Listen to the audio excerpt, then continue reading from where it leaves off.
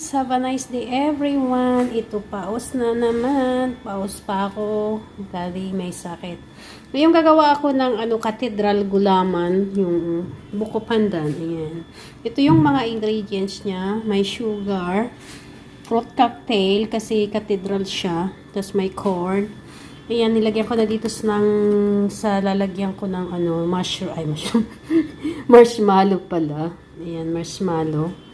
Lagyan ko na sa ilalim para mamaya pag maluto tong natin gulaman, ilalagay natin. Ayan, may fresh milk. Yung condensed milk ko, ayun, nakataob na siya kasi konti na lang. Kaya dinadagdagan ko siya ng sugar para maging sweet. Yan guys, umpisahan na natin pagmikos-mikos ng mga ingredients. Umpisahan natin dito sa gulaman. Buko pandan to siya na gulaman buko flavor. I don't know if it's plain white. Green siya. Greeny. May buko pandan.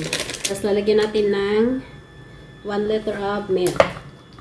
Instead of water, milk na ang ilalagay natin. Para yummy. 6 cups of water daw. Ito 1 liter lang siya. Kaya lang yun. Wala pa siyang apoy dyan. Ayan ko muna inahalo. Lagay natin yung sugar. Para 1 cup of sugar.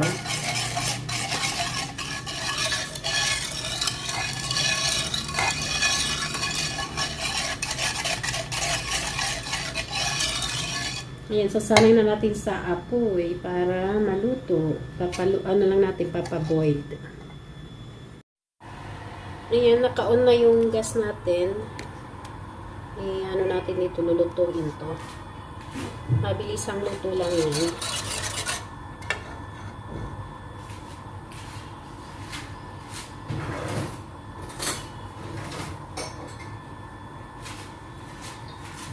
Lagay pala natin tong condensed milk natin. Napaubos na.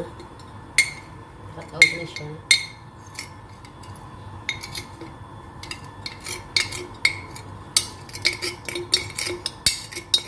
Simutin lang natin para sayang kasi sayang.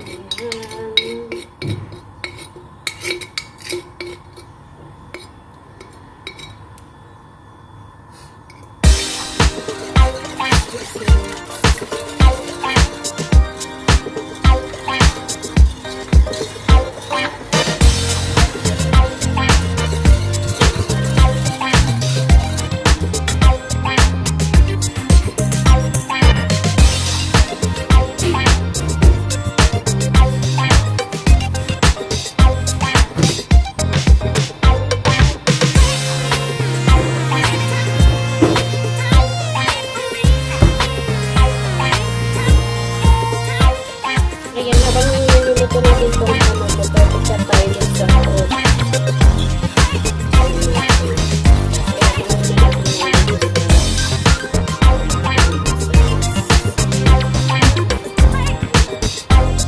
Ito tayo sa pag-prepare ng fruit. Pretty. Tanggalin natin yung juice ng ng fruit cocktail. Parang papaya at saka lang to papaya at saka pineapple.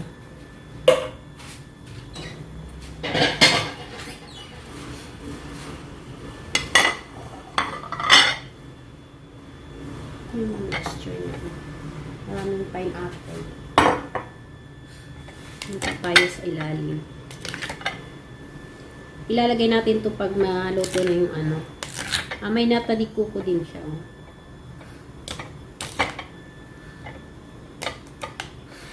Itong corn. May cheese pala ako dito. Lagyan ko rin siya ng sliced cheese. Hindi ko siya nagagamit na cheese. Ang salad kasi itong cheese na to.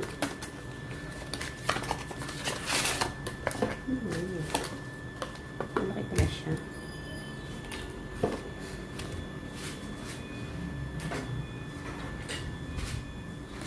Mag-slice tayo ng cheese. Papa-cubes natin.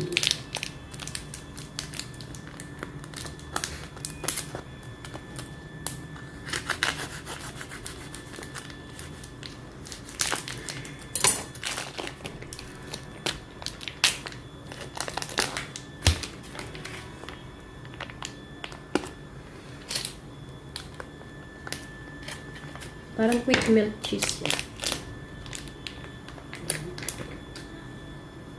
Ano na yan? Kasi marami.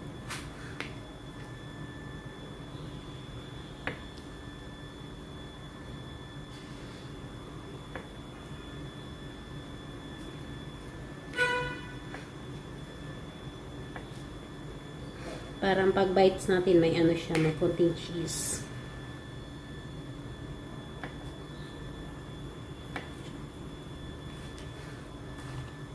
Parang cheddar cheese din to eh. Pero ang pangalan niya is Smid. Smid. So, hiwa-hiwalay kasi para di siya magdidikit-dikit.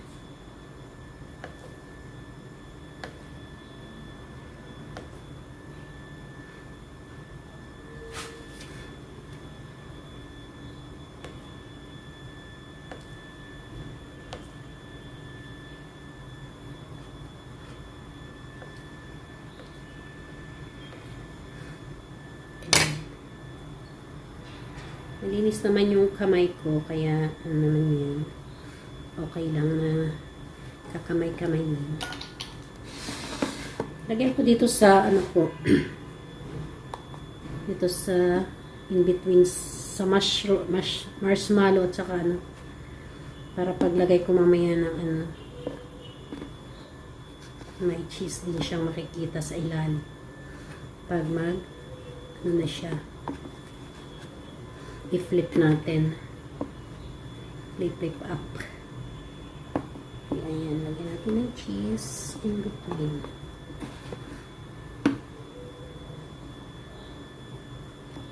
Ay, nasama yung marshmallow.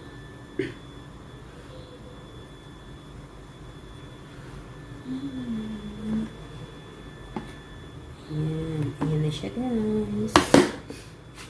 Tingnan natin yun.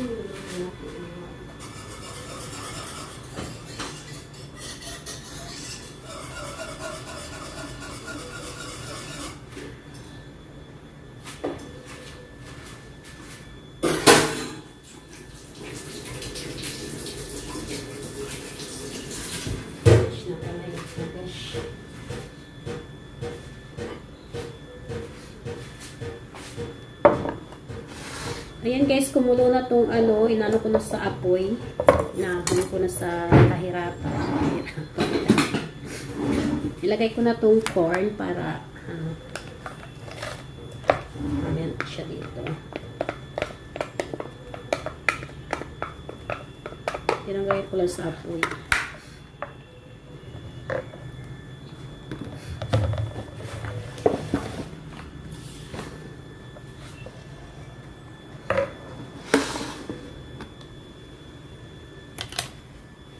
Lagyan ko rin pala ng fruit dito sa ilalim para hindi umibabaw yung ano, marshmallow. Gusto ko kasi may form siya sa ilalim.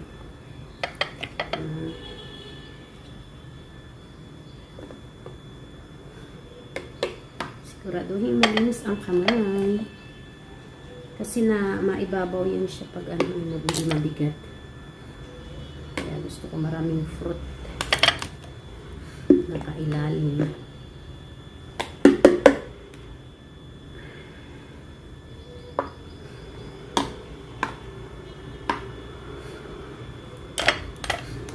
Ayan, okay na siya. Tapos yung ibang fruit ilagay natin dito sa mixture ng gulaman. Para mag-welcome pa. Tapos lagay din natin yung ibang cheese.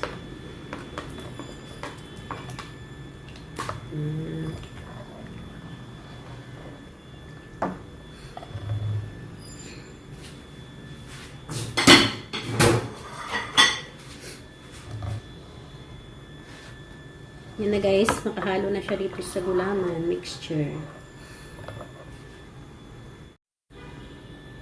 Yan na guys, ilagay na natin dito sa molder before mag-cold tong ano natin.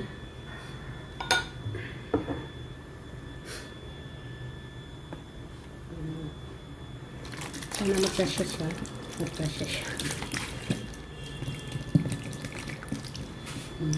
Ay. Puno. Napuno siya, napuno. Oh no. Isang marshmallow lumitaw.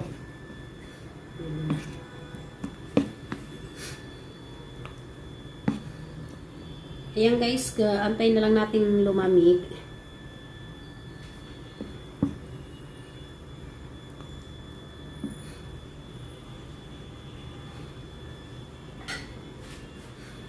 Tatakipan natin para ma-push down yung ano.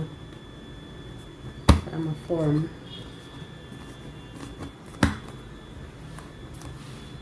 Yan. Wait natin until lumamig. I-flip natin itong ating ginawa. Tingnan natin. Mga hot na. Letter. Ay. Gusto natin ito para magkano siya. Release. Ayun. Ayun. Ang cute niya. Oh, ang cute. Cutie-cutie siya. Ayun. Kita yung fruit. Ang ganda ng kulay. Ito na guys, yung ginawa kong cathedral na gulaman.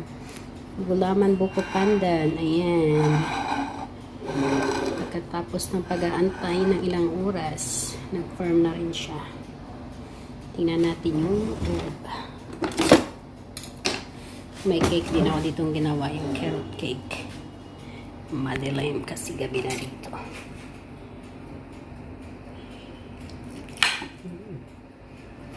Fruity. Tigas siya kasi fruity. Tingnan natin. Ito na siya guys. So, ang dami ng fruit sa loob. Kitang-kita na yung fruit niya. Yan. Tikiman time. Well guys, thank you for watching. See you in my next video. God bless.